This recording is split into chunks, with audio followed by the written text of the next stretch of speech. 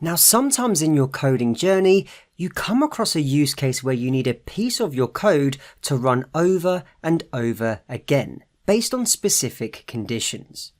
For example, if we think about our FizzBuzz game, we want to take a number, assess whether it is divisible by 3, 5, or both, and then generate a desired outcome. Now, we've already seen the basic syntax and explored some examples in the prior video. So I have some good news for you. You are equipped with everything you need to create this FizzBuzz game. Now, it's not so much a game, but we are trying to get our computer to generate the right sequence of fizz and buzz based on the rules we code.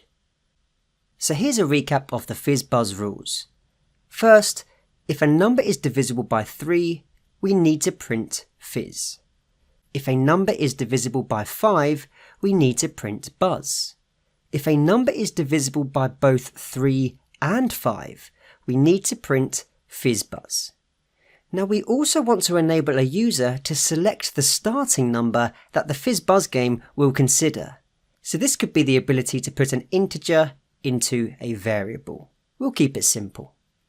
Now finally, and the most important rule for this game, the solution must contain a for loop. After all, it's the for loops that we're practicing.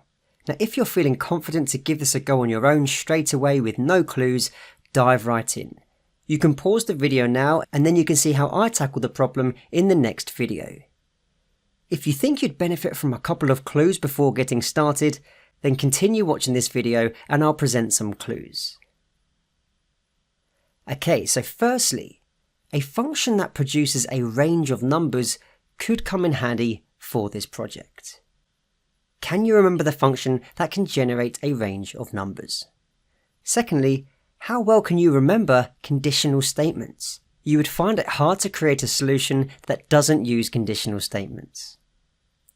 Now, an arithmetic operator that identifies a remainder of 0 could come in handy. And to give you even more of a clue, the % sign is the symbol we use for this arithmetic operator. And finally, think carefully about the order you put the rules. For example, a number divisible by both 3 and 5 is also divisible by 5 on its own, and is also divisible by 3 on its own. So will it print fizz, buzz, or FizzBuzz? Make sure you print the correct result. In the next video, I will take you through how I implemented a solution for this project.